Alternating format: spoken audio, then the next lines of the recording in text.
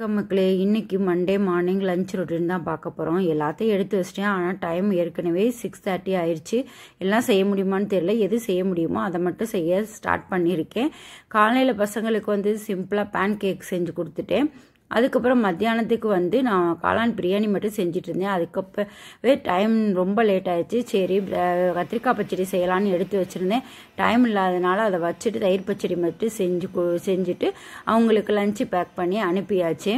அவங்களுக்கு லஞ்சு என்ன பண்ணியிருந்தேன் அப்படின்னா, காளான் பிரியாணியும் தயிர் பச்சடியும் வச்சுருந்தேன். எக் வச்சுருந்தேன். ஆனால் பசங்களுக்கு எக் கொடுத்து விடக்கூடாது அப்படின்றதுனால நான் கொடுத்து விடலை. தயிர் பச்சடி ஒரு தடவை இப்படி செஞ்சு பாருங்கள்.